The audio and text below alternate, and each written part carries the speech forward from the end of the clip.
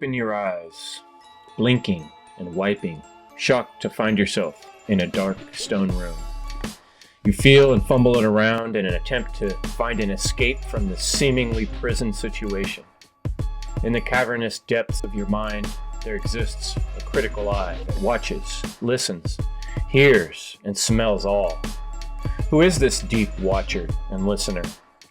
Even the thoughts in your head are scrutinized and observed as the sound waves travel from your cords. You sit down on the dark cold stone to think, to consider options. You don't know where you are. There's no one around to ask questions. No phone with which to communicate. The fear of death creeps in, and you spend a few minutes trying to find hope and calm, telling your heart to slow down a bit. It's chilly, and you feel lonely, and concerned about food and water. The realization sets in that there's only one solid truth here. You need to find your way to the light. In this dark place, only nothing exists. So, here we find ourselves in a trap within a trap. Why do the rich stay rich and the poor get poorer? Why do the middle class, hardworking folks get the most stress? Why do the rich and powerful own the world while the poor starve? Why do governments commit atrocities over and over and harm their people? Why must so many people suffer? Because we are in a trap. Externally, there is a conspiracy to mentally and physically control humans on a mass scale. Internally, the psyche of the modern human is damaged and manipulated because of that damage. A trap within a trap. The trickiest part of the trap is you don't think you're in it. I had a major awakening experience, and the heart of that awakening experience was really to realize the extent of the situation and the negative evil that's inundated our world, and the responsibility and need for us to push with purpose, to choose initiative, to choose our willpower and our determination and work on solving this problem together as humans on this planet we call Earth. The first image I'd like to share with you is depicting the elephant in the room. And that elephant represents human slavery. There are many types of human slavery that are going on in the world today, from human trafficking to child sex slavery to debt slavery and the pressure that we're all in. Now, for most of us, the trap we're in externally has many sides, many facets, many perspectives for us to discover.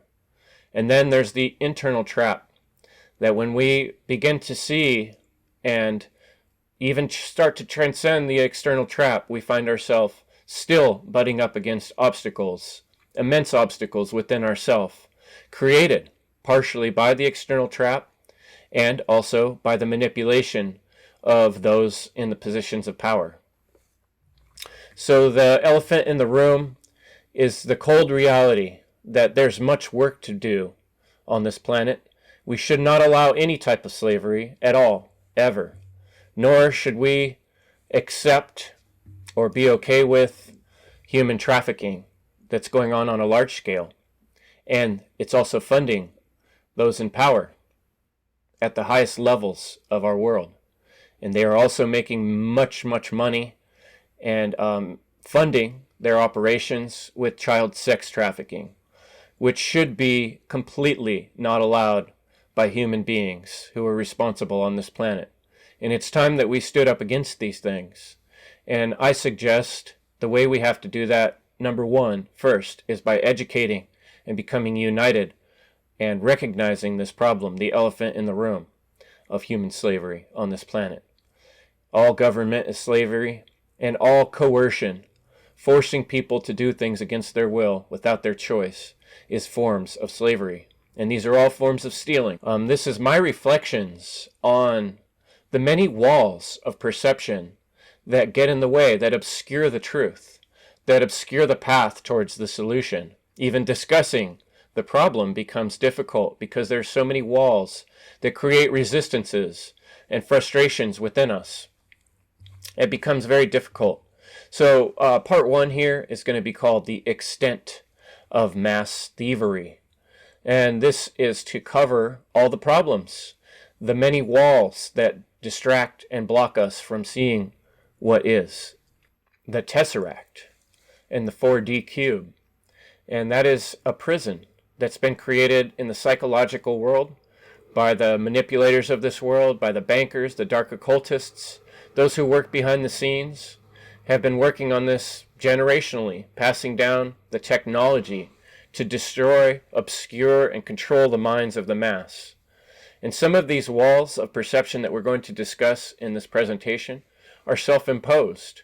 There are our own limitations, our own belief systems, and the things that control us that we're not ready to give up. The addictions to technology is one of them.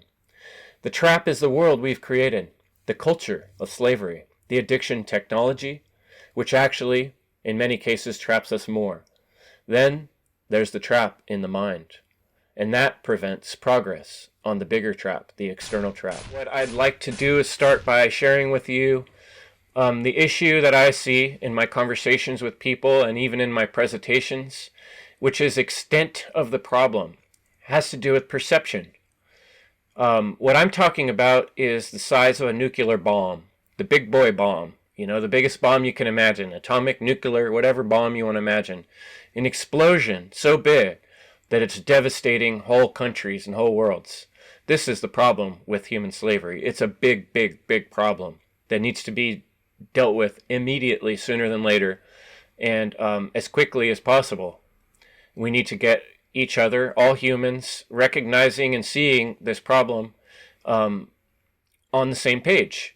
And yet, most folks are pretty happy to ignore it and push it to the side and think of it as somebody else's problem. And that, to me, in this metaphor, is like the firecrackers. They're seeing the problem. They know that there's a problem with government. They know there's a problem with slavery in this world. Yet they want to think of it as something like firecrackers, small little pops, loud noises outside of their window somewhere. And I'm trying to relate to you in this presentation. This is a much bigger problem than many folks want to see. So besides just being a problem of perception, we also see that this problem, like when I looked at geoengineering, for instance, or weather engineering, or 9/11, or look into any false flag, what you quickly realize, if you're able to look at it with an open mind, is that these problems represent the tip of the iceberg. We can see part of the problem out above the water, yet we know that the machinations and the people behind the scenes working on these things are much, much bigger. They have to be, in order to pull off the biggest tricks in history, starting wars, getting the whole public, owning all the media, owning educational systems, owning the companies that create the books in the educational systems, owning a large, large portion of the medical system. This took a lot of work, more than one generation. And these are indications of a larger cycle, of a pattern that's been going on for many years in human history. And when we recognize this, we can become the tree. We can recognize that the roots of the tree are connected to the leaves of the tree. And we can recognize that we have to take on a problem that's much bigger than the iceberg we see above the water. It's a problem that indicates that there are evil connections in our society, in our human race. And each and every one of us, as much as possible, need to be aware of this problem so that we can resist it as a team, as a whole. And what this is going to take is looking at it with our real eyes. This is something that I had a revelation about, a real eyes revelation myself.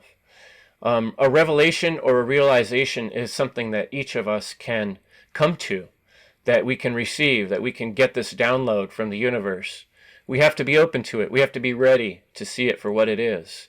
We have to remove the walls of perception and the filters that are holding us back from seeing things for what they are.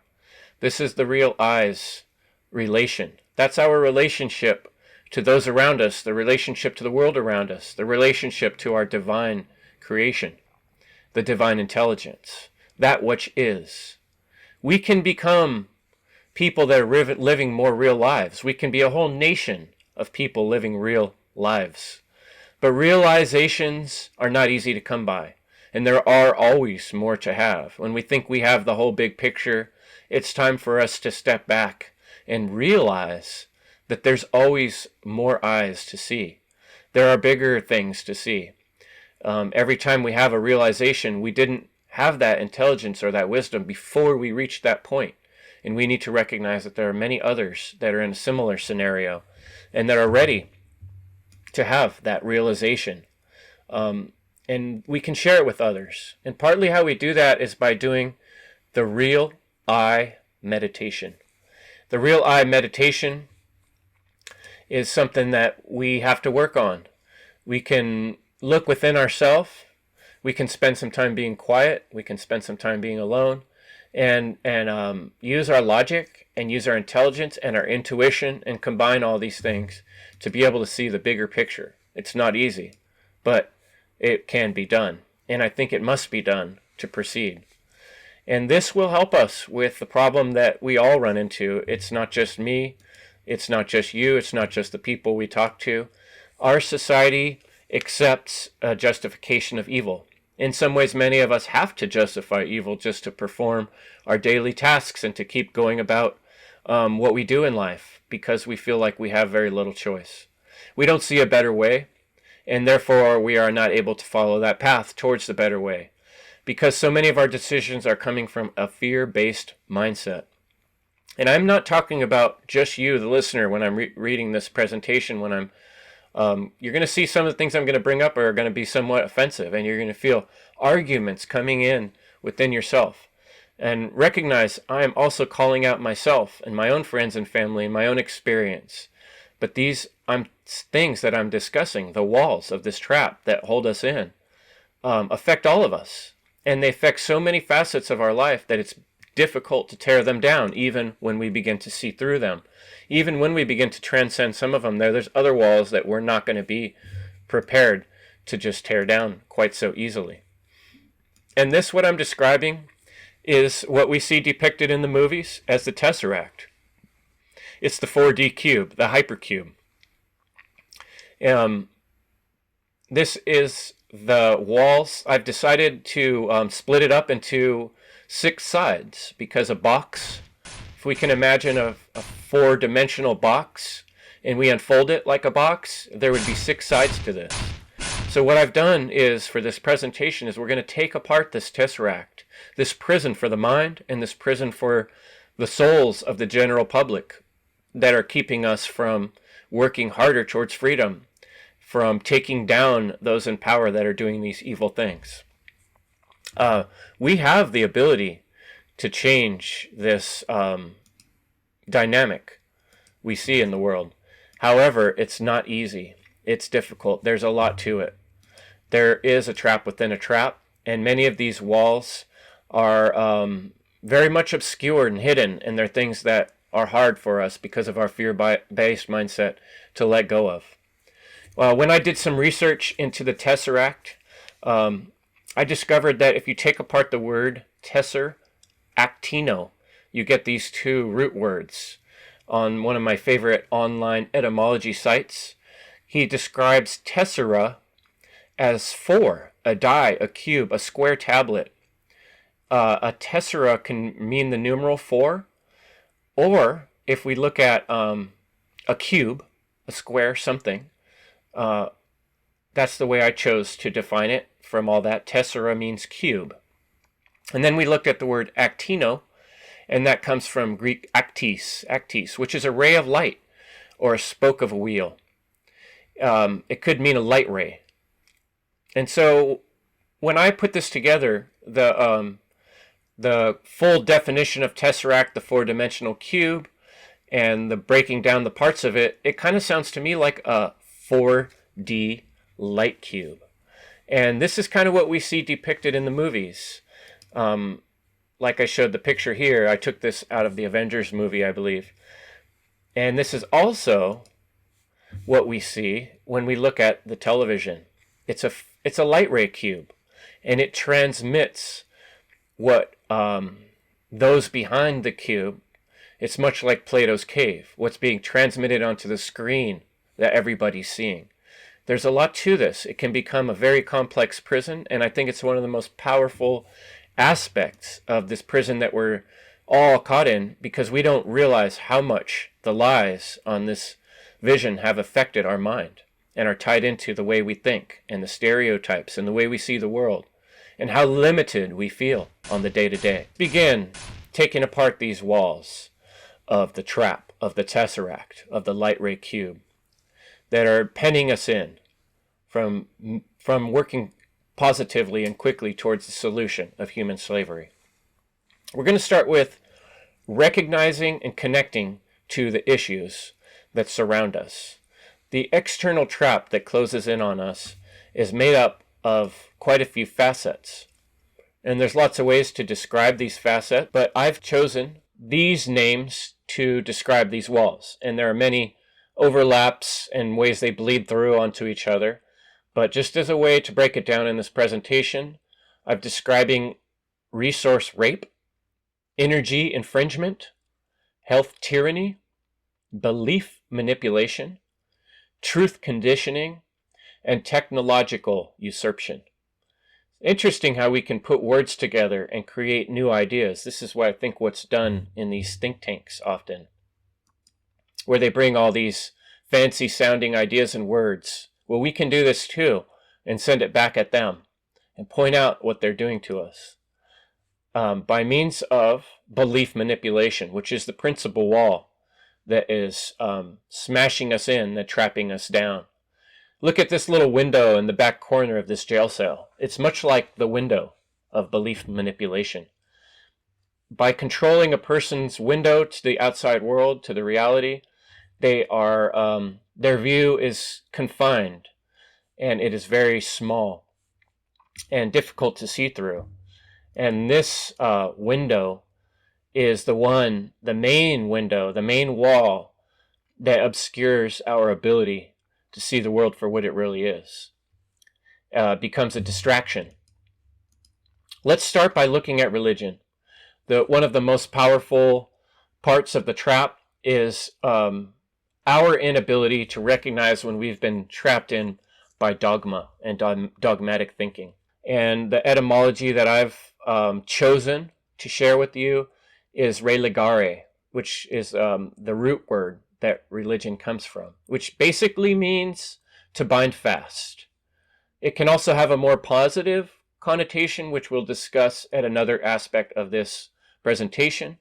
But the negative connotation, the one that is most commonly used, and the way religion is in the way most practically applied and adhered to in our society, is an obligation.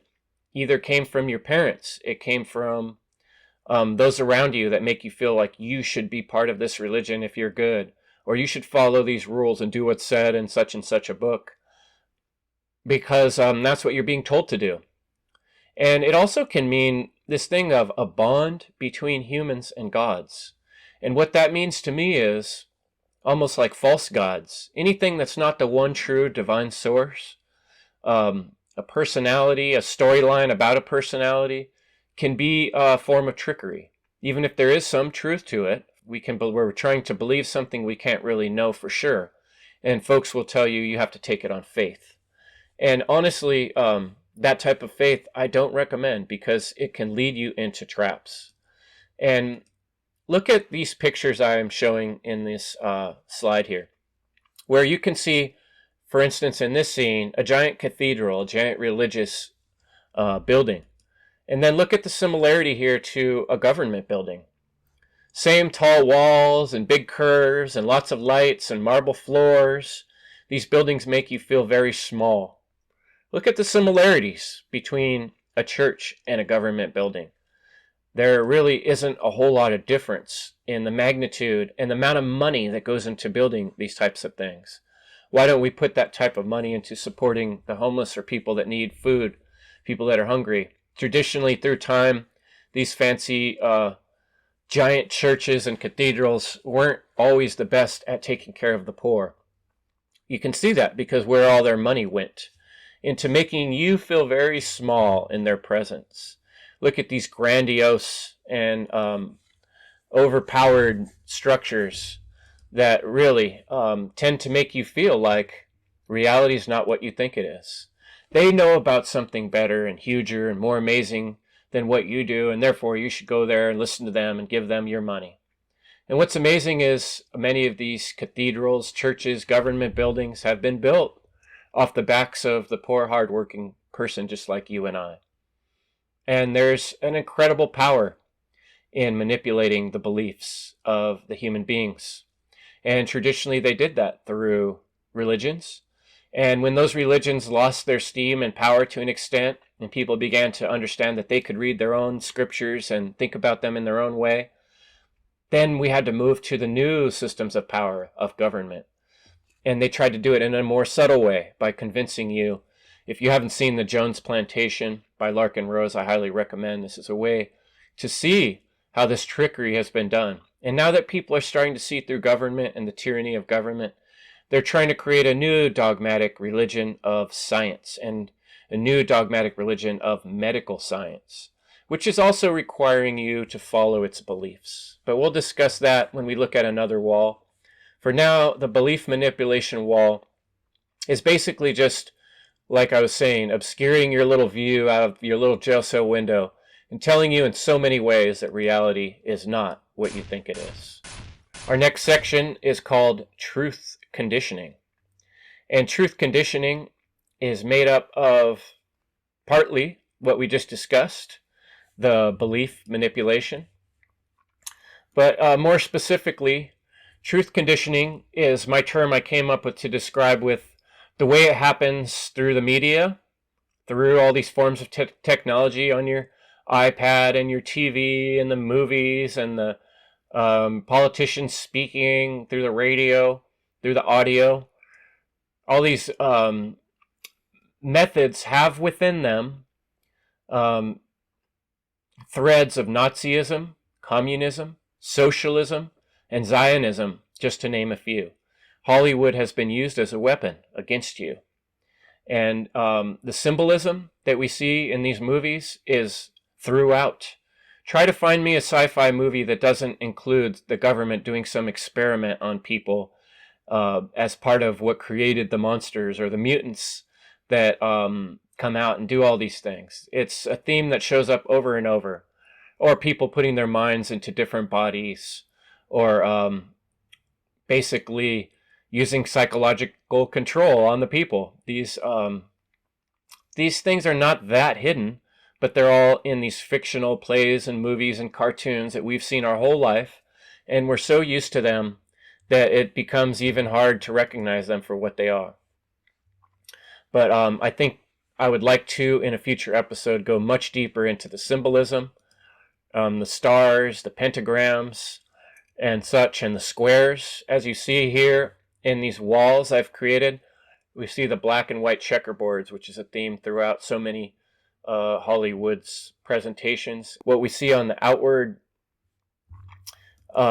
expression of these symbols in Hollywood and these mind control techniques is the peer pressure that affects us in an individual way.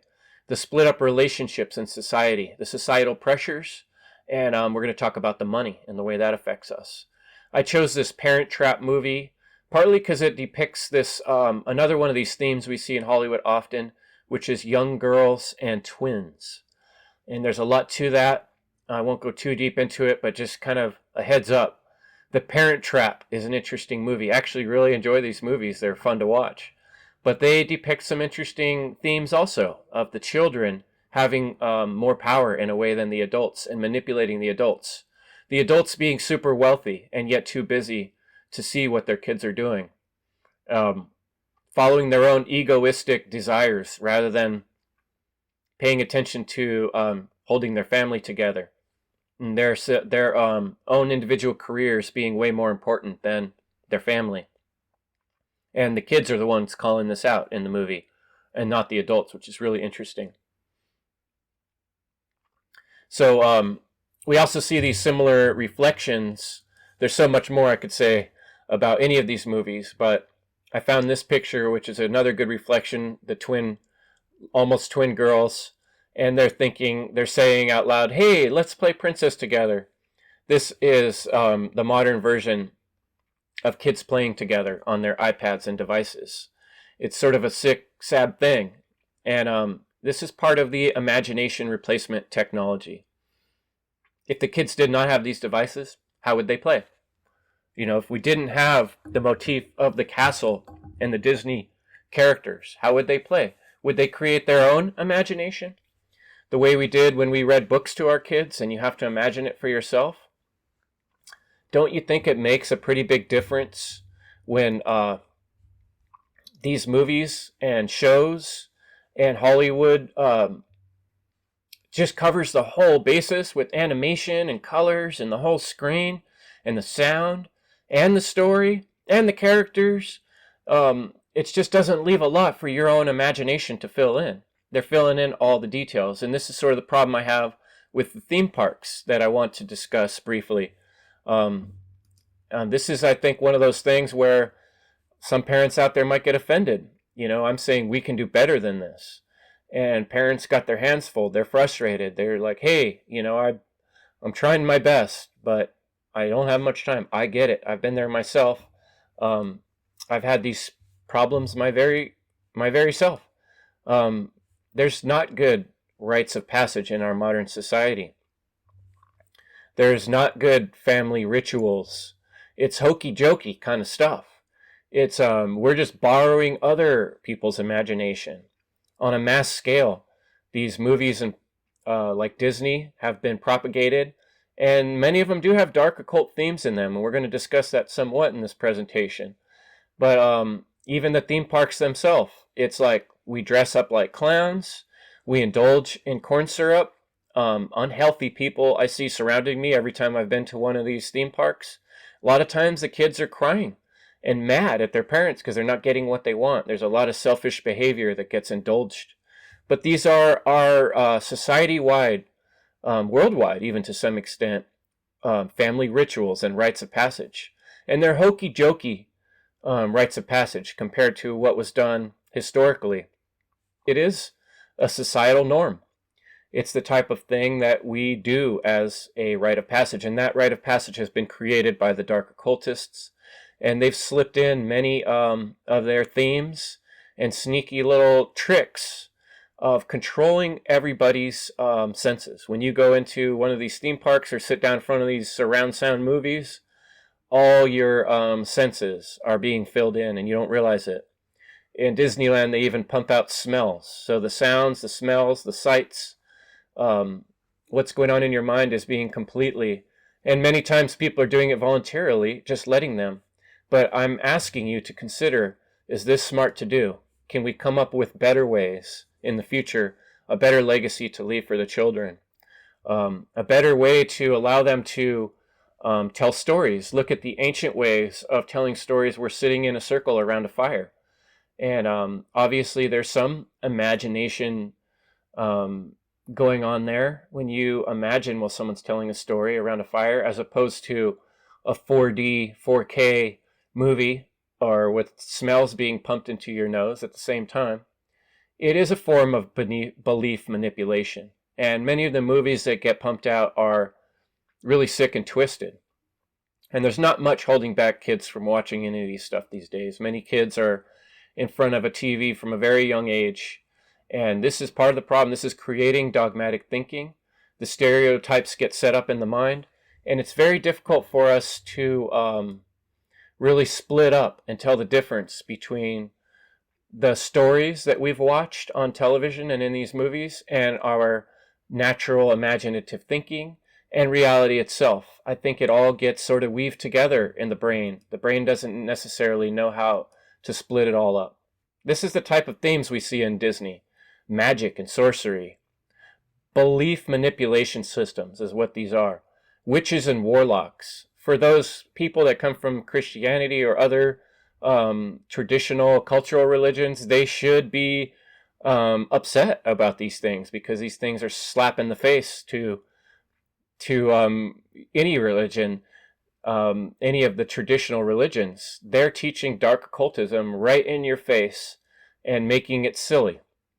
like I said, hokey jokey. They're trying to make these things seem innocent when they're not, actually. It's a secretive ploy to get things in your head, to make you think things are normal, to normalize the type of things that they're actually doing behind the scenes. So that when someone like myself does point it out, other people are like, oh, that's just movie stuff. That's just silly, hokey jokey stuff. But it's in your head. It's all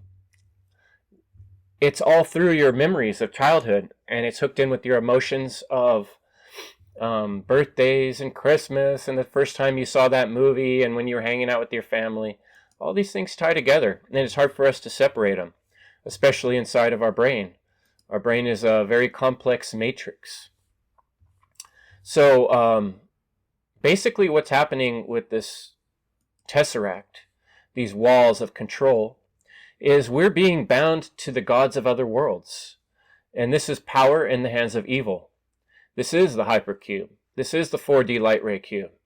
It's the media, it's the televisions, it's all the mass forms of indoctrination and creating belief systems to replace the old belief systems.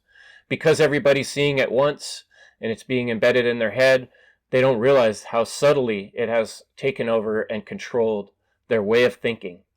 Because it's easy to push that all aside as saying, oh, it's just fiction, it doesn't affect me. But when you look into psychology and hypnotism, that's exactly how it's done, by engaging the imagination of a person. And that's a very important word that we're going to come back to in this presentation. Health tyranny. This is another one of the walls of the trap that enslaves us.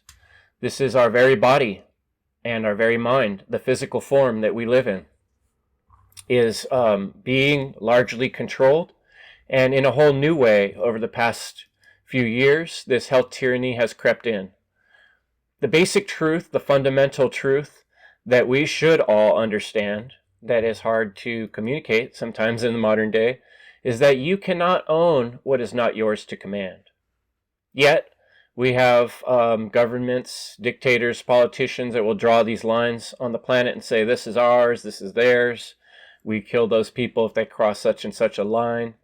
And then in the medical scene, they've gone as far to say that they get to control your choices, that they get to tell you when you wear a mask or when you take a jab or when you can and can't have a job if you don't do those things. In many parts of the world, it's do it or else, death even, imprisonment.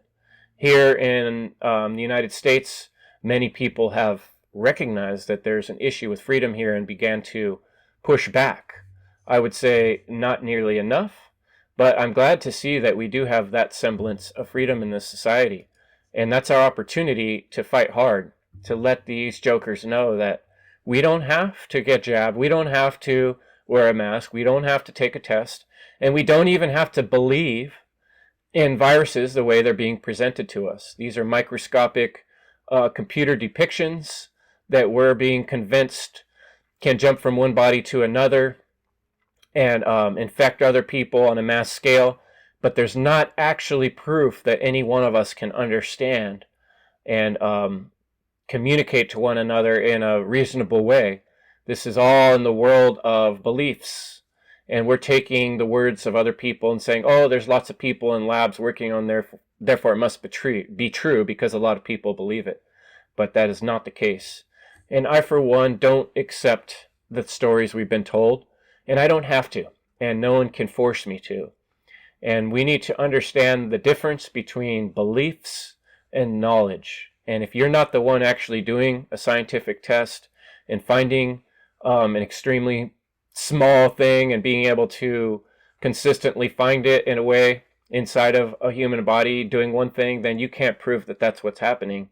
This is all based on a superstitious, dogmatic thinking, and this is the new religion, is medical tyranny. I think that personally, fiction science is this type of medicine that many people are completely believing is true. And this is a people very separated from your human body and my human body, doing tests in laboratories with equipment that most of us can't afford or have the time to really understand in depth.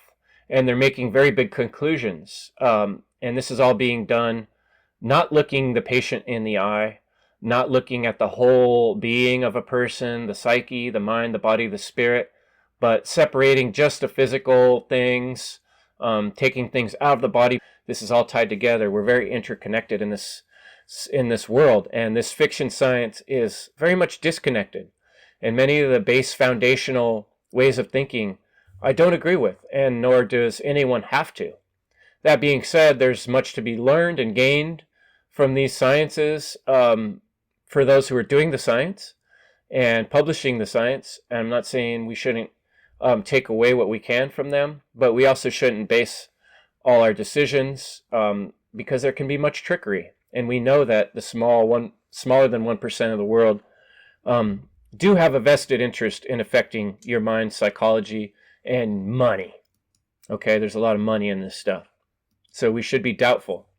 A good example of the silliness of the way things went during COVID is the same medical fiction science was trying to convince you or I or the public that a mask is a health protection device when it's clearly not. There's not much evidence, if any, to even support that. Most of the evidence I've found seems to support that when it comes to protecting you from a disease or a particle as small as a virus, any mask is ineffective at best. The truth is, from my perspective, that masks are being employed on the public, just like in these pictures, to psychologically damage human beings. And that's the way they've been used traditionally through time with slaves, and not just black or African American slaves, white people too, women. All kinds of people have been treated in this way. And it's a way, kind of like the big giant churches and cathedrals I was showing you, to make you feel very small and unimportant, and that you aren't worthy of being a human being. You're less than a human being. And aesthetically, the world does this. Our minds do put things into stereotype, and we are affected by symbols and archetypes. And these things, look how scary it is just to look at these pictures. It does affect us psychologically. So we should not minimize these things. We also shouldn't minimize when it comes to the medical and our health. There are studies that suggest that medical errors are one of the leading causes of death in the U.S. Cause of death, medicine. Our modern medical system is causing more harm than it is good. When you look at the numbers and the statistics, and this isn't just me saying it, you can look it up yourself. And we all know people that have died in the hospital. We all know people that have been injured or wounded and will never be the same because of the treatment they received in these hospitals. So we need to rethink how we treat our bodies and how we look at medicine, because it's very sinister in the modern age. And like I said, a religion. It's also part of the purposeful division that's going on around us. You know, I got so frustrated with the masks, I found myself at really getting in people's faces sometimes and wanting to argue with them. And this doesn't work out well for the truth movement in some ways, because it's part of this purposeful division, this Hegelian dialectic. By creating this belief in viruses and people transmitting them to each other through coughing, you're seeing happening is war profiteering. This is a mental war. There's those that believe and those that don't.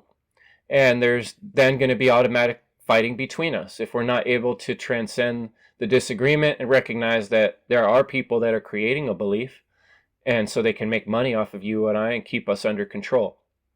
Now, a lot of folks don't want to see this whole thing as a conspiracy, but there are many indicators, and nevertheless, it's working out that way, even if it isn't designed, which it most likely is. We're allowing ourselves to be divided and confused and controlled by arguing over all these little beliefs. And if we don't believe things, we don't have to believe these things that come along. We can keep our minds open. We can say maybe and maybe not. And we don't have to decide. We don't have to set up shop on a belief. There's so much more when I'm talking about the way that we're psychologically affected and controlled by this system of affecting our minds.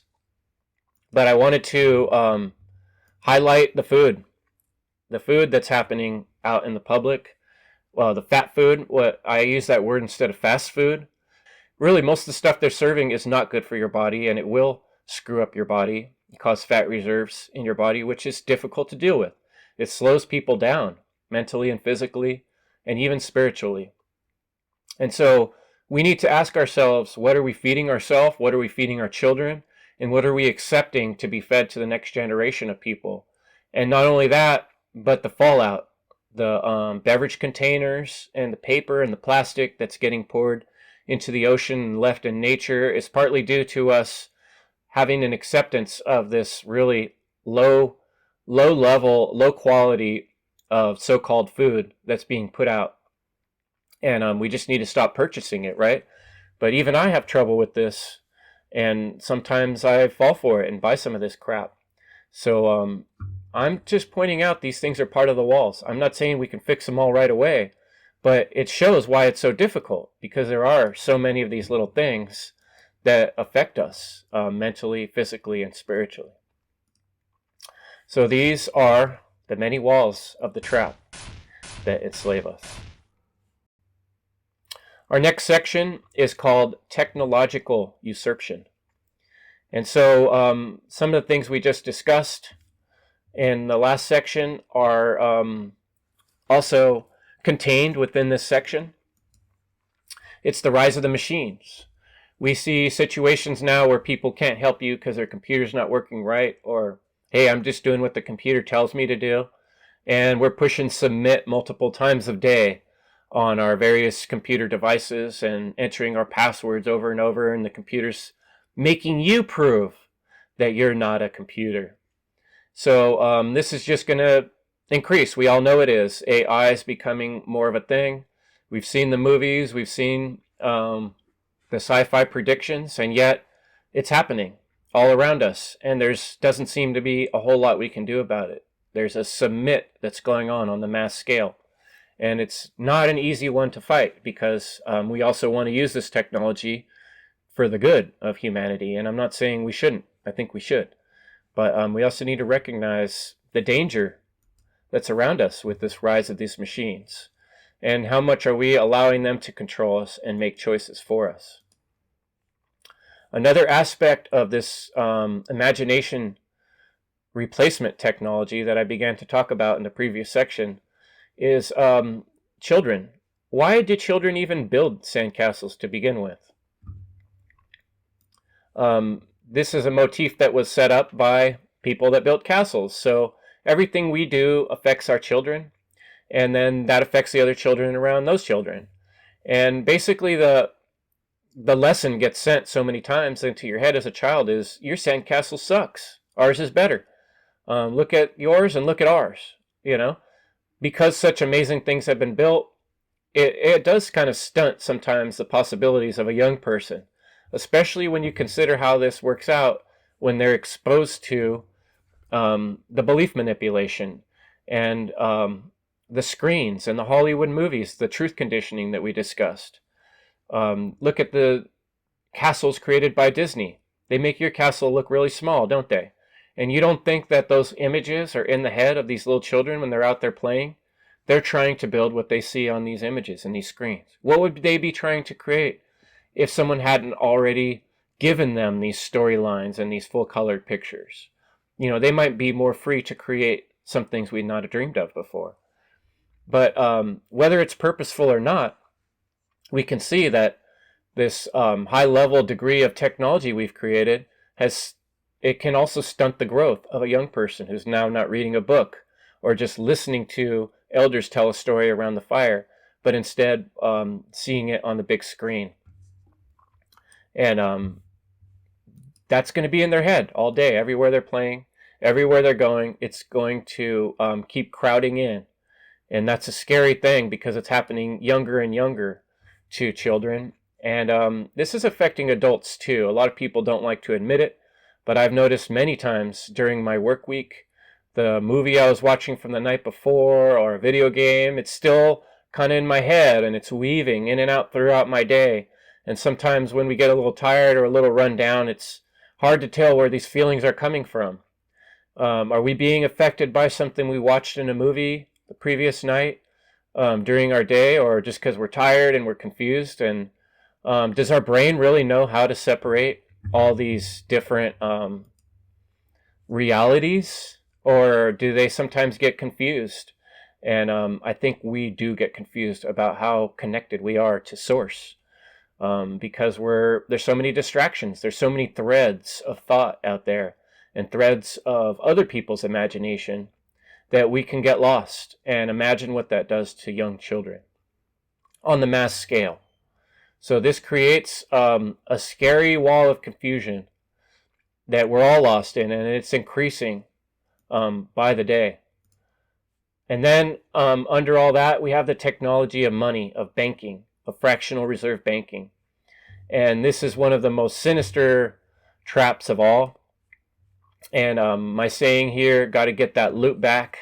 We're going to come back to that saying, but basically what I mean by got to get that loot back is there's always pressure in your mind, in the back of your mind, about the money aspect of things. Let's say you did want to take your family on a vacation and you're deciding, well, should we go here or there? Well, there's always the pressure of money. What can we afford? And that was another thing I didn't point out about these theme parks. They're incredibly expensive. You buy some really crappy food there, and it's like $20, you know?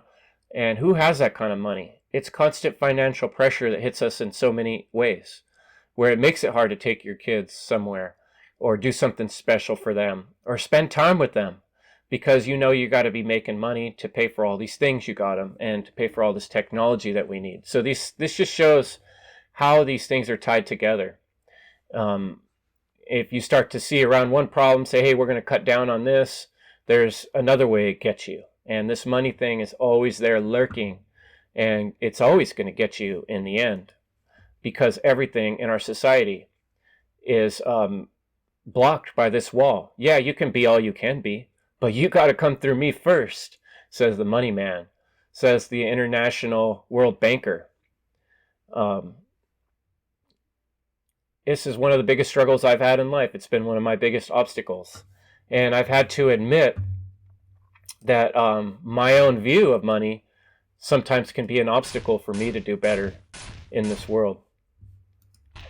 It's a huge trap, and it blocks us in. Okay, next let's talk a little bit about energy infringement. Energy infringement affects us in everything we buy. Again, this is also partly the money. You want to pay for your food, you want to pay for your housing, you want to pay for your PG&E, your gas. You know, it's really hard to get off the grid. If you can, it takes quite a bit of money. You know, and I've known people that are working on this. I myself have worked on it in various ways throughout the years. But there's this feeling of being boxed in all around. Like what I call duped into duplication and boxed into boxes. There's a technotronic agenda in this world that we have all fallen into. How much of it is controlled by think tanks, dark occultists, and the powers that be? We can all gauge our own feelings on that, and based on research we've done, but we can look right here in the obvious world and see how these boxes and these box shapes have taken over our lives. We get inside of cars, we drive to cubicles, we live in apartments. The box isn't a natural shape in nature. What plant, animal, or thing do you see in the natural environment that's shaped like a box? A box is a construct to way to simplify things for building. And I'm not saying we shouldn't use that shape. Being a carpenter, you know, it's important. But that shape, it also symbolizes a trap. And that's basically what it is. Tyranny is the cruel or unjust use of power. And that's people, like I said, drawing these lines on the earth and saying, we own these lines. If you're under this grid, you're under our jurisdiction, you're under our power, we're the authors of your reality. And even if you have the pretense of voting on it, somebody else is really controlling the reins and telling you when and where and how. And so, you know, just having these maps and these borders is part of this problem. It's saying that somebody is going to tell you when you're allowed to be here and when you're not, and when you travel, when you can't, and that type of thing. And that's cruel and unjust. It's a bad use of power. But, like, here's a spot where we have to take personal responsibility too. It's very difficult for us to change our habits. I'm still driving a car, and yet I point out in so many ways the way we drive cars is indicative of the bigger problem. It allows the tycoons and the oil barons to steal from us on a mass scale. People out there fighting for electric cars, or bigger roads, or bigger cars for as far as that goes, so we can carry more people in them. But all these things are under the control of very wealthy people. They own the companies that make the cars. They own the oil companies. They own all the every part you might buy for a car is owned by similar tycoons of power, bankers. And should we take those over? Yes. But in that path, in the meantime, we could shut a lot of this stuff down just by how we spend our money or how we don't. But we're so addicted to our lifestyle that that's not easy. Cars could be running on hemp oil. We could be having our own still in our backyard, and vehicles would run just fine. The powers that be want to regulate and control any type of fuel you use, and that is thievery, and that is pushing you into that constant financial pressure. You need to spend $100 a month to keep the gas coming, to keep your energy flowing, to keep your power on, when in reality we don't need to put that much time and energy into keeping those things on. Yet most of us are pushed into a hole. Some of us from the time we're born, from the time of birth. Many people that are born on the nicer side of the tracks don't realize how hard it is to start out from inside of a hole and then being handed a shovel, which can be in the form of credit, or you want to go to college, that's going to cost you anywhere $30,000, $60,000 or more. Which is like, if you're already in debt and you already don't have some of the things you feel like you need to produce in society, whether that's a car or a license or some skills, that it costs you more money to get those things, which is essentially handing you a shovel when you're in a hole and telling you to keep digging. And this is a lot of pressure that's put on young people. If you don't get it right out of high school, right out of the gate, you're probably going to wind up in jail or working at McDonald's, was what we were told when I was a kid.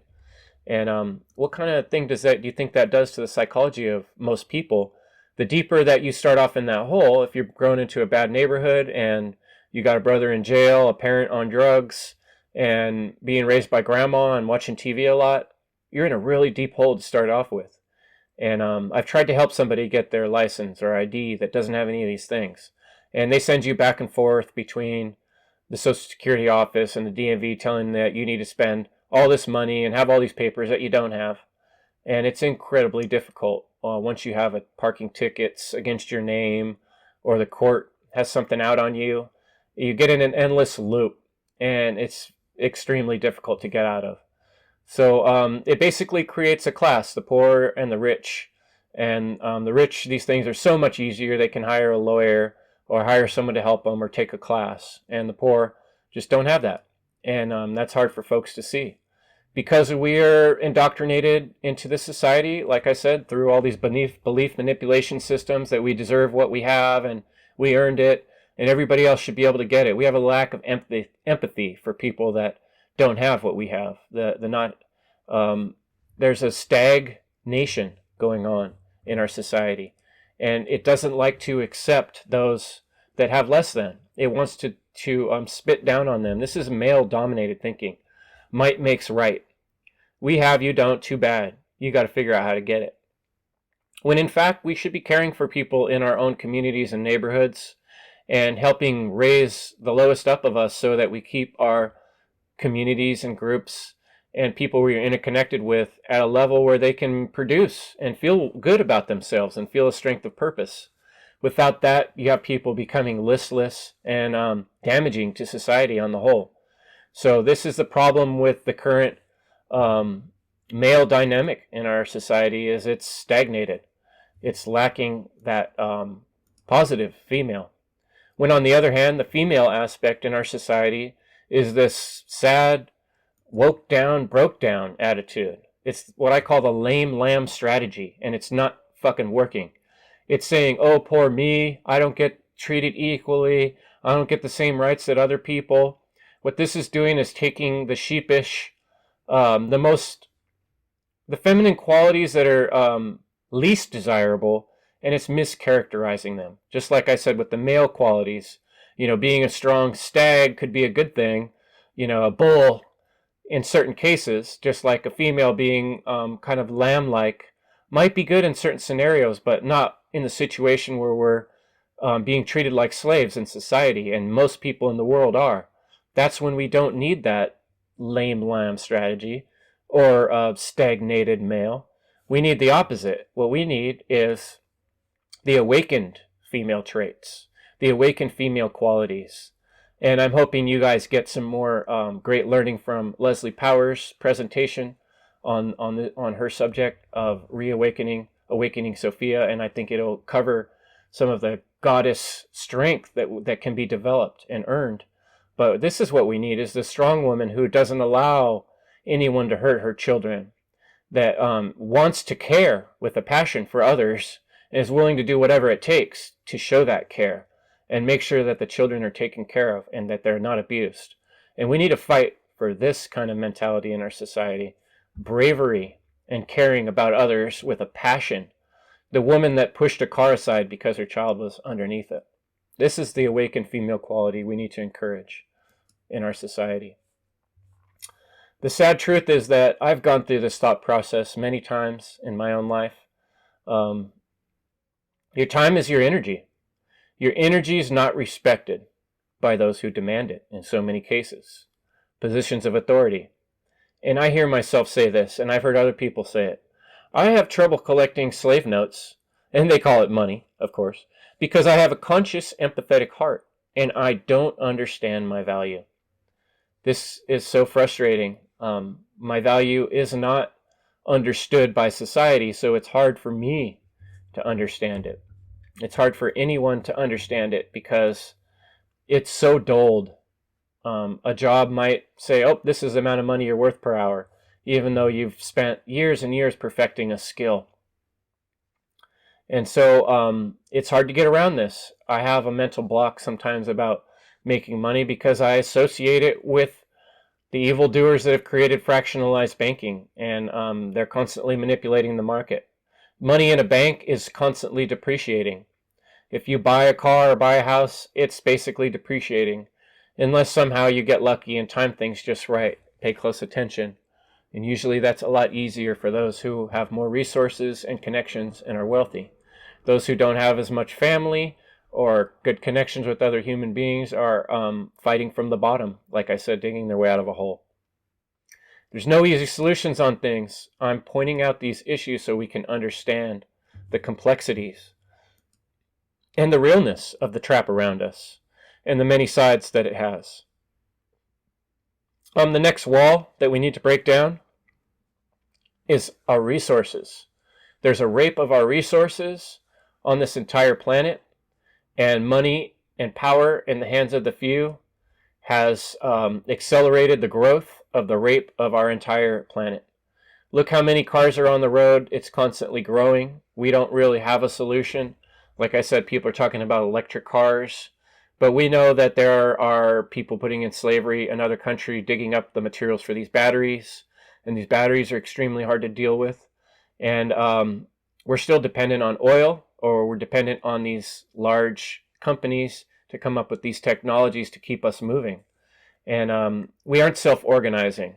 And honestly, we could all shut down the roads if we wanted to on a particular day and tell these companies, hey, do what we want, or we're all going to stop driving for a day. And that would put a dent in their wallet. But we're really lacking that type of organization.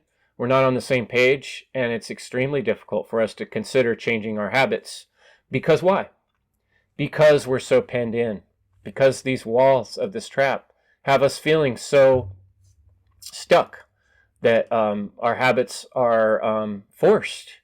Even though we want to change them, we can't. We don't want to see fluoride and bug killers and glyphosate and drugs and pharma waste and industrial waste and nuclear waste being pumped into our oceans. And most of the time it's not us that's personally doing those things, but there are people out there throwing that shit in the ocean, and they feel like they can't do anything about it. They got to do their job, They got to do what they were told. And that's really what's happening with this stuff. That's where it's going, to be honest. It's going in the ocean. And it's sad. It's sad to see. But this is another affecting our health also, right? All these pharma drugs in our water. And the worse our environment gets, the more extreme the planet is probably going to start reacting, I would suspect. And how do we fix this problem? We can't just address it all at once. You know, we have to affect the psychology of how we think and how we present and the legacy we leave for the next generation. And that's why it's so important to go through these details and to talk about all these specific aspects of our society that are causing this trap. See, because these billionaires, they really don't care. Maybe some of them do to an extent, but they're winning big time. Even if we do say, oh, we want to go over to electric cars, they just reinvest. It's really not that big of a problem. They're going to own the resources one way or another because they're connected to each other. They're connected to their wealthy families. You look into these families like Rothschild, and their names show up in all governments, in all of the big meetings, whether it's the Bilderbergs or the Committee of 300 or the Council on Foreign Relations or the boards of finances. We have these same people and family connections, and they get richer and richer and own more and more things, and they have enough money to feed the whole world at this point. One person like Oprah or The Rock, could probably take care of a whole island, right? And yet they think they want to put it on us like it's our problem. They want us to suffer because there are evildoers. They are part of the black magic that is creating the box around us. They can create a shortage, reinvest, and we suffer. Then we have the massive subject of what I call chemicontrails. You use the term chemtrails and people get all frustrated. Although some of those are contrails, or those are contrails, or those are chemtrails.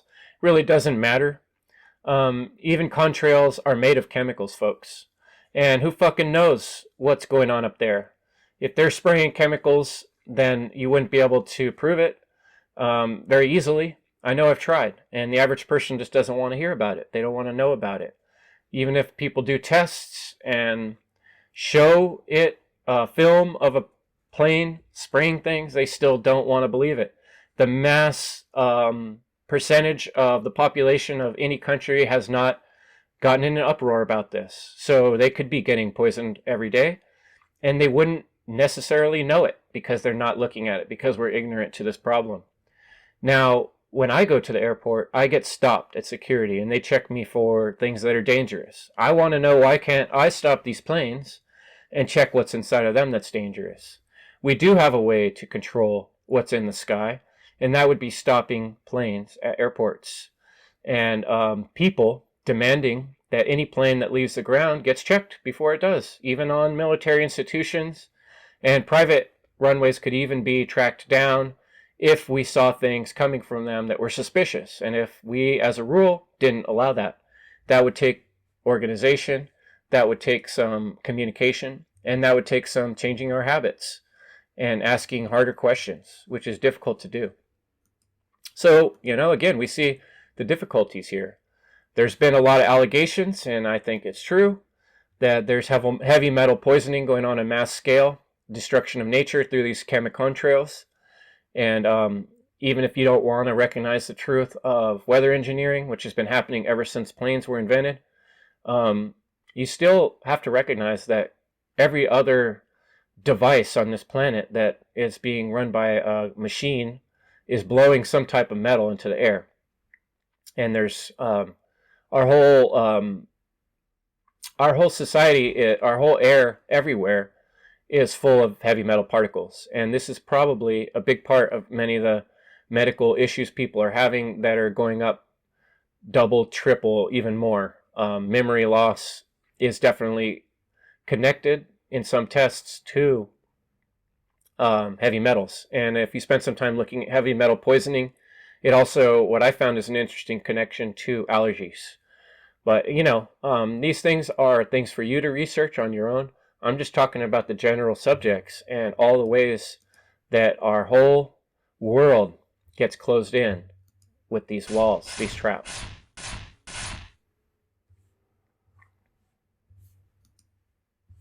So that's a lot of really difficult topic matter. And I want to transition here on part 3 into the more positive aspect of looking at how we can go within. Once we see these walls of the external trap, we can begin taking apart the walls. When we see through those and the size and scope of them, we can begin to see around them and above them and transcend them and show other people what they look and feel and taste like so that they can avoid them and begin to conquer them and create new systems. But this is going to require some hard work within ourselves. And this is going to require us looking at our own internal traps, our belief systems, and what we do with this knowledge. And this is what I'm going to call the divine ritual and courage building. This starts within the self. This is the self work, the shadow work. Being realistic comes into each of our personal strategy. What can I really do in the lifetime I have left? And where can I put my focus that will be most effective? Many times we're doing quite a few things in our life that we'd like to change them all right away. But we're not prepared to do that. We don't have everything we would need to just, let's say, for instance, I would like to just get out of the city and never live in a city again and never use money, never use a car, and never look at a TV device. If I tried to do that all at once, the cost would be so great, I would find myself basically homeless and mooching off of other people for help, which isn't really a positive way to be in this world. I have to find a way to put things into context in the situation. What can I do with what I have, being the age I am and where I'm at? And what I've discovered is one thing I can do is reach out to others to create images, thoughts, put words together in a way that people might not have heard them before, so that I can help create a legacy, a way of thinking for future generations. I can help inspire others to see that the religion and dogmatic thinking is the problem and to work on their inner work. And now this is the positive connotation that I talked about of the word religion. The one true religion is the self, our inner being.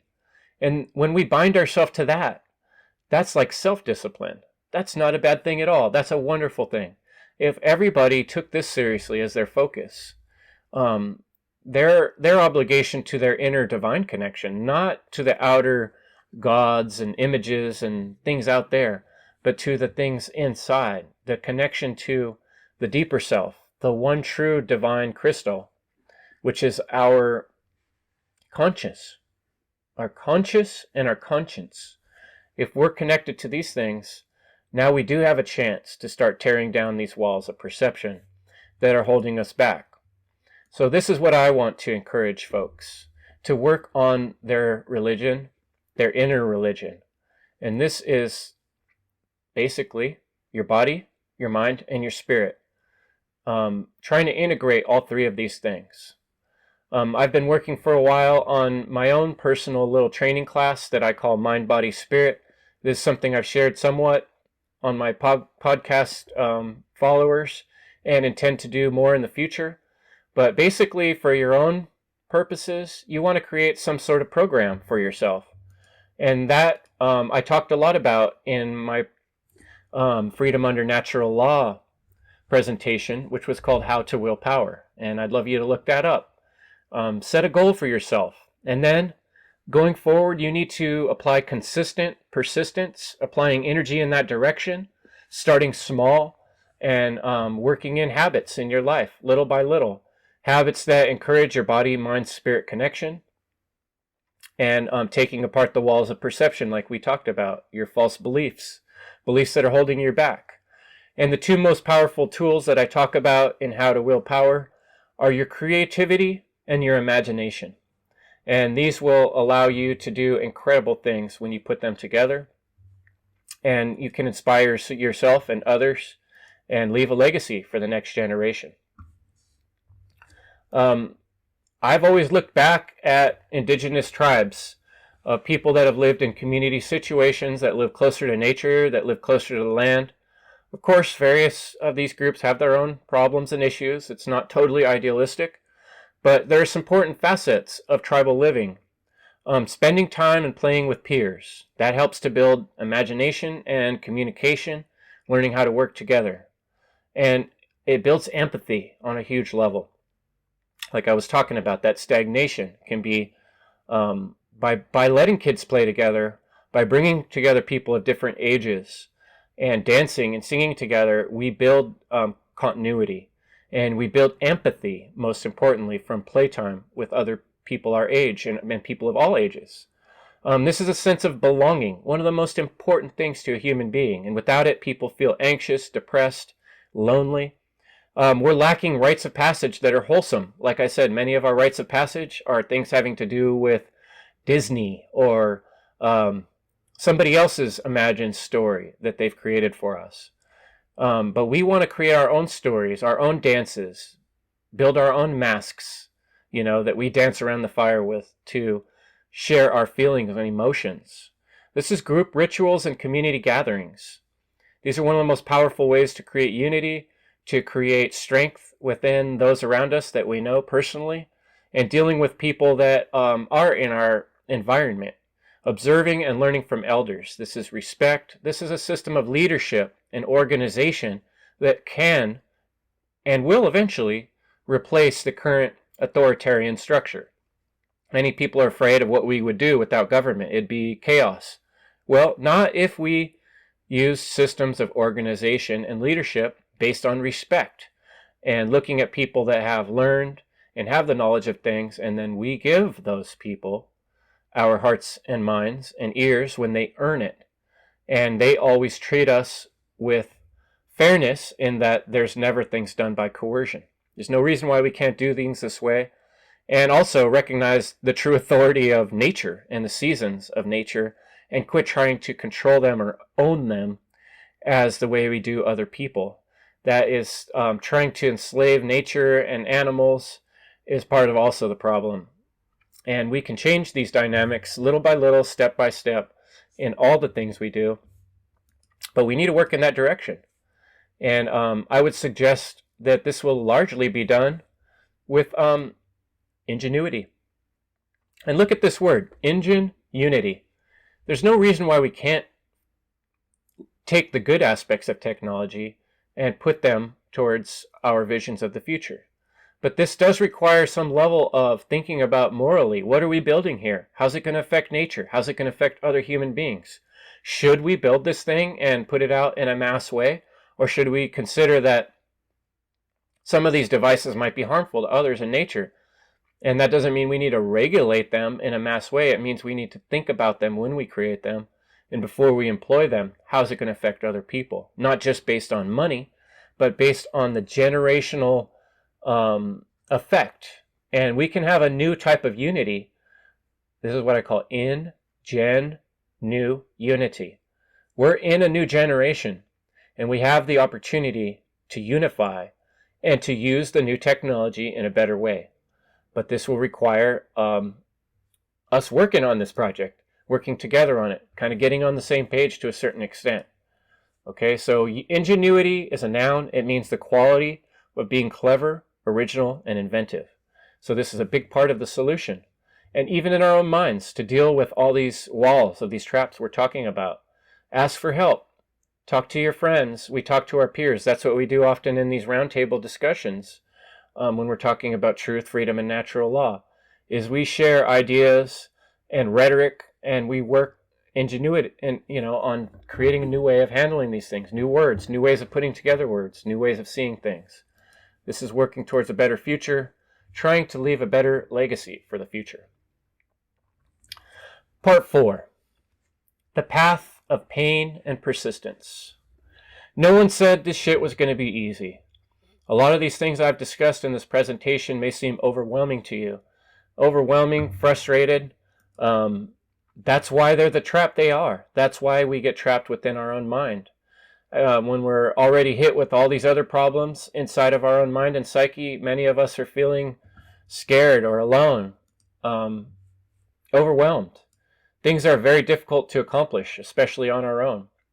And when we've had past traumas, it seems like too much to do. The truth is we need teams. We need to work together with others. Being someone who's worked in construction, I've seen how big buildings get built and how big projects get done. And it is completely 100% necessary to have teamwork to accomplish large-scale tasks. So if that's in your own psyche, in your own mind, or something you want to build in your own neighborhood, it's going to require some level of teamwork. And that might be working with your own self. That might be working with your own family, and that might be working with your coworkers. Even sometimes when we're not on the same page, it's extremely difficult, but necessary. So we need to get around this obstacle if we want to change this dynamic. It's something we need to learn. We need to look up to. The heroes in this world are people that have pushed and pushed and pushed through incredible resistance. And how much would it be easier to push this rock up the hill if there were 3 or 4 of us doing it together? So, that's why I spent so much time early in this presentation pointing out the problems, not to just sit in negativity, but to point out that these problems are huge. They're multifaceted. They're not problems that we can solve completely alone. We need to start alone, and that's a lot of times how we inspire others. When you're the one guy pushing this rock up the hill and other people see that, then sometimes they jump in and they be like, man, one guy should not be doing this alone. Like the woman whose child is being sex trafficked, she should fight like all the demons of hell to protect that child. That's an incredible amount of determination that we need in the modern day and age. And that's why it's so important to recognize the extent of the problem and the extent of the determination required to deal with the problem. We have to work together eventually to put these pieces together. It's an incredible matrix of problems that's been created. There's no one thing that ties all these walls together. They're all, like I said, they blend together, they're integrated. And it takes multiple minds to put these pieces together. For me, it wasn't until I'd seen several presentations, Mark Passio's work, Larkin Rowe's work, Richard Grove, many of these awesome presenters through time that have shown us some of the different sides of this trap. And then when I see them in various forums and different presenters putting things out, David Icke, I started putting the pieces together. And that was what I really liked about whatonearthishappening.com. It's difficult to accomplish, but the more of us that are working on it, the easier it gets, right? When you see a lot of minds thinking about something, you get to point out all these different perspectives. This is why I do roundtable discussions on my podcast. And that's why something like the S.E.E.D conference or the Funnel conference is so important. It's not just my presentation, it's all the other ones around it. And when we combine these different perspectives, we get a better picture of the whole puzzle. We need your piece too, whoever you are. The more pieces we have, the better we can see the whole puzzle. And that's why every person is extremely important. It's also going to take an incredible amount of focus, like I said.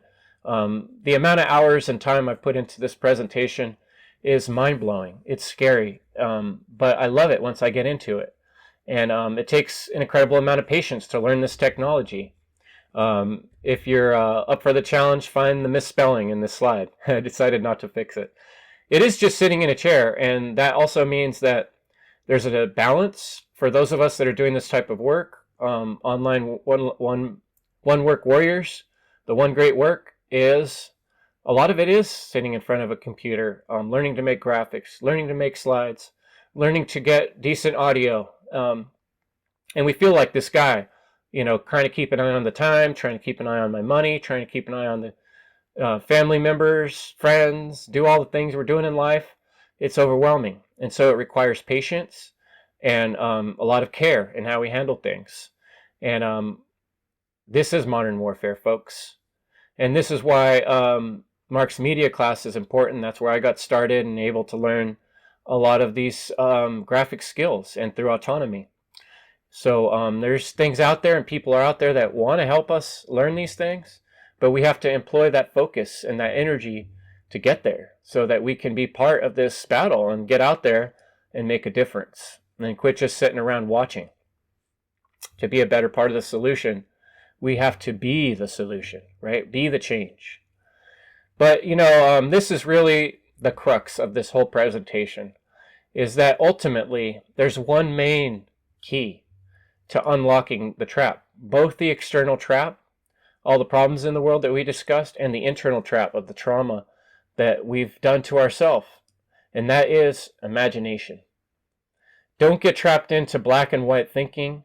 Don't get trapped into doing what you're told or what other people are doing or what other people say and write. We have to imagine more choices, more options, more solutions.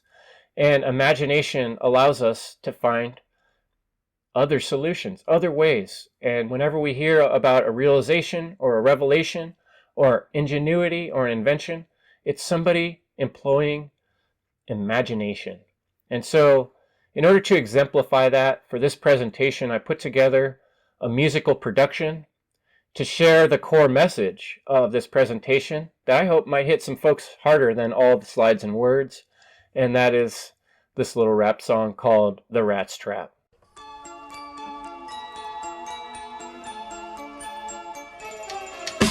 Rat trap, where's the rats at? The cheese is gone, but the trap's flat. Gonna need a new fat cat to lick that milk fat. You know you like those cats, yeah. Why don't you like this crap, cat? How can we take our life back? Tight ties, the boss flies, you got your fucking hands tied. Why's that? Effects are facts. These fat cats got your paycheck in their backpack. These fat cats got your neck up in their razor deck. They flex. And these feeble mice run. They scatter, chatter, don't question. Their toes whisper, never action. These fat cats ain't got no job done. Eliminate the problem. No more robbing. Let's toss them, lob them, clobber all of them, every one.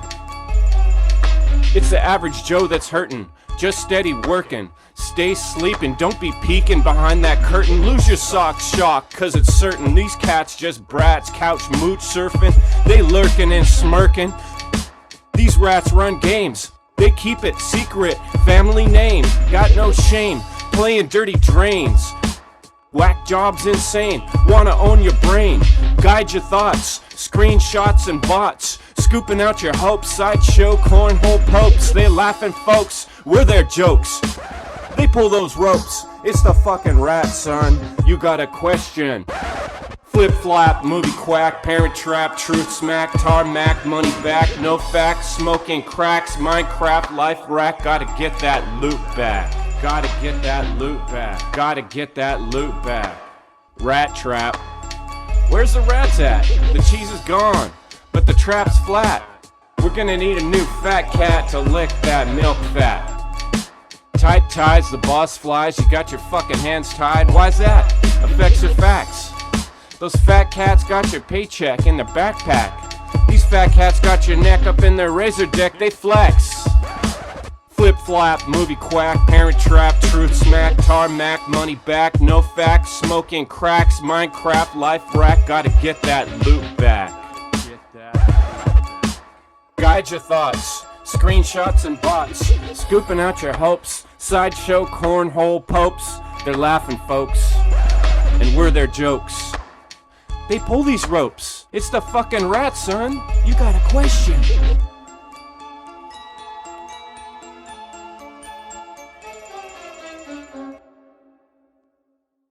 You chose joy and suffering. And this is part 6, the last chapter of this presentation. And basically the point of this chapter is that we're here. And I like to think that I chose to be here, maybe before this life. And I think that perspective helps me keep a good attitude.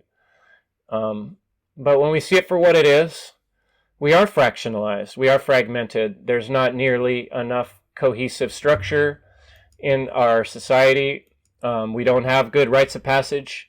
And so many of us are living separate lives in our own little boxes, and we're duped into duplicates, kind of trying to copy the neighbor, have the same lawn, have the same car, have a job like they do. And there's a lot of pressure from Hollywood movies, politicians, and education justifying this behavior that is just further fractionalizing us and fragmenting us. And think about what happened to people who were sent home in mass during COVID, saying that they were their job was not important. People get sucked into drinking and eating junk food, loneliness and depression, the watching the Netflix lifestyle, and not being in concert, in communication, and in rites of passage with other human beings. like I said, rituals of joy, like drumming, singing, dancing together. These leaves many folks with a sense of lack of purpose, lack of motivation, lack of inspiration. And this is due to the lack of connection with nature and no commitment to the greater community and no engagement with various age groups. Those would be the things that would pull us out of these loneliness, depression. And it's hard to get out once we're in. They're like a hole, like I said before, the hole with the shovel. The more you dig deeper, the worse it gets and the worse you feel about yourself in the context of your environment. And the ultimate solution is to find a purpose, to find a connection with others, and to find a reason why we're doing the things we're doing. This is the key. That takes imagination to find those things. And finally, exercises and patience. If all else fails, apply patience. Patience is the fundamental and principal aspect of what love is in its expression in the real world with other human beings. And I challenge you, if nothing else, to work on practicing love. Even when you disagree with folks, even when they seem like what they're doing isn't what you think they should be doing. Modern warfare for the evil ones that lack empathy is love. And by love, I don't mean Hollywood love or the love that's in a hip-hop song. I mean the true kind of love that is patient and cares and endures and always hopes and does not rejoice in evil but rejoices with the truth. The part of us that wants to align with natural law and accept that everything we do matters and that we're here for a reason, not just to enjoy ourselves and our own personal egoistic desires. We have an opportunity to leave a legacy for the next generation and for our children and their children and the other humans around us, so they don't have to go through the suffering that some of us have or past generations have. It's an important time in history, folks, and I encourage you to embrace. And this warm embrace of love will destroy and dispel the trap, and when we combine it with our imagination, we will be unbeatable. Much love to you, folks. Thanks for listening to A Trap Within a Trap.